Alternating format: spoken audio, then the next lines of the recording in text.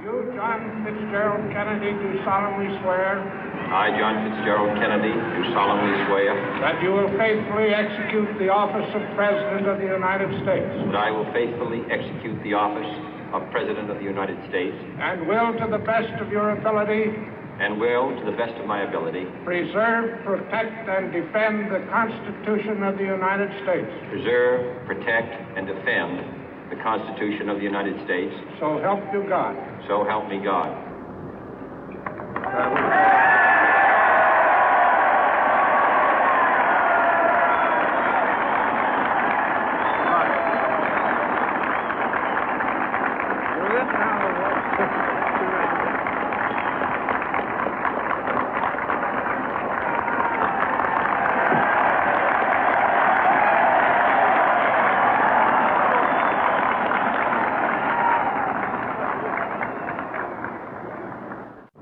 Vice President Johnson, Mr. Speaker, Mr. Chief Justice, President Eisenhower, Vice President Nixon, President Truman, Reverend clergy, fellow citizens.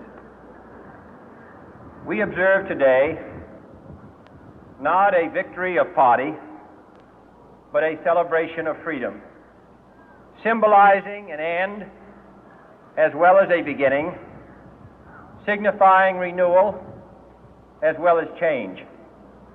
For I have sworn before you and Almighty God the same solemn oath our forebears prescribed nearly a century and 3/4 ago.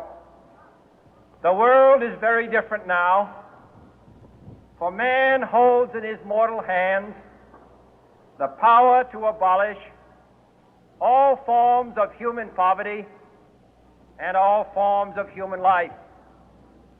And yet the same revolutionary beliefs for which our forebears fought are still at issue around the globe. The belief that the rights of man come not from the generosity of the state, but from the hand of God. We dare not forget today that we are the heirs of that first revolution. Let the word go forth from this time and place to friend and foe alike that the torch has been passed to a new generation of Americans born in this century, tempered by war, disciplined by a hard and bitter peace, proud of our ancient heritage, and unwilling to witness or permit the slow undoing of those human rights to which this nation has always been committed and to which we are committed today at home and around the world.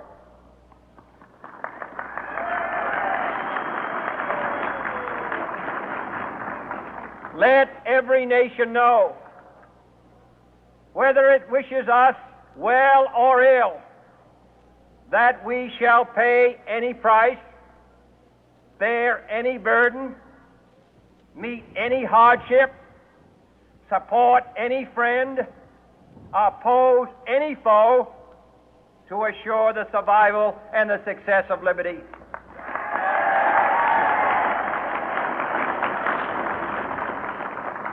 This much we pledge and more. To those old allies whose cultural and spiritual origins we share, we pledge the loyalty of faithful friends.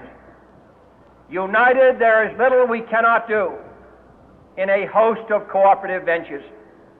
Divided, there is little we can do, for we dare not meet a powerful challenge at odds and split asunder. To those new states whom we welcome to the ranks of the free, we pledge our word that one form of colonial control shall not have passed away, merely to be replaced by a far more iron tyranny. We shall not always expect to find them supporting our view, but we shall always hope to find them strongly supporting their own freedom, and to remember that in the past, those who foolishly sought power by riding the back of the tiger ended up inside.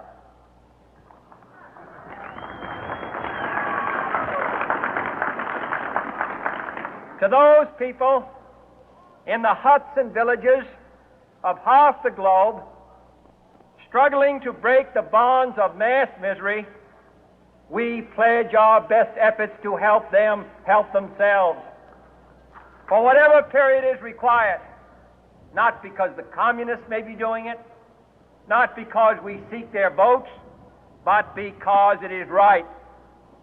If a free society cannot help the many who are poor, it cannot save the few who are rich.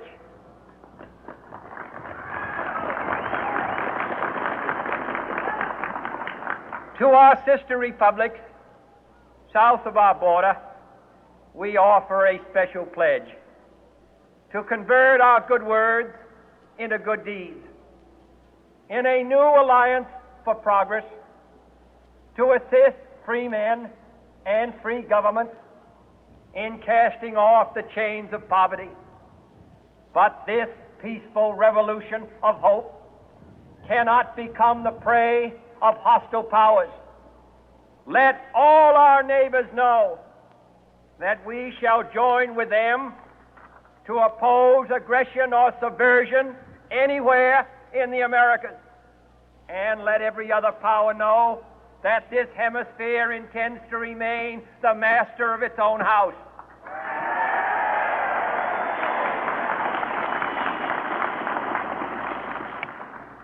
To that World Assembly of Sovereign States, the United Nations, our last best hope, in an age where the instruments of war have far outpaced the instruments of peace, we renew our pledge of support to prevent it from becoming merely a forum for invective, to strengthen its shield of the new and the weak, and to enlarge the area in which its writ may run. Finally, to those nations who would make themselves our adversary, we offer not a pledge, but a request that both sides begin anew the quest for peace. Before the dark powers of destruction, unleashed by science, engulf all humanity in planned or accidental self-destruction, we dare not tempt them with weakness, for only when our arms are sufficient beyond doubt can we be certain beyond doubt that they will never be employed. But neither can two great and powerful groups of nations take comfort from our present course, both sides overburdened by the cost of modern weapons, both rightly alarmed by the steady spread of the deadly atom, yet both racing to alter that uncertain balance of terror that stays the hand of mankind's final war. So let us begin anew, remembering on both sides that civility is not a sign of weakness, and sincerity is always subject to proof. Let us never negotiate out of fear, but let us never fear to negotiate.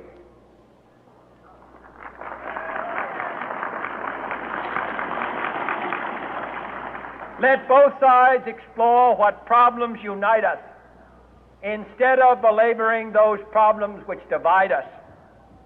Let both sides, for the first time, formulate serious and precise proposals for the inspection and control of arms, and bring the absolute power to destroy other nations under the absolute control of all nations.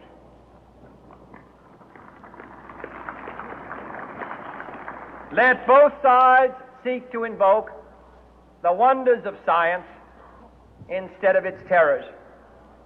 Together, let us explore the stars, conquer the deserts, eradicate disease, tap the ocean depth, and encourage the arts and commerce.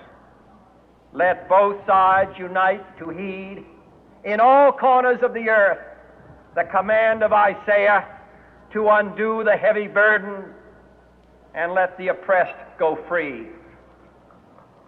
And if a beachhead of cooperation may push back the jungle of suspicion, let both sides join in creating a new endeavor, not a new balance of power, but a new world of law, where the strong are just,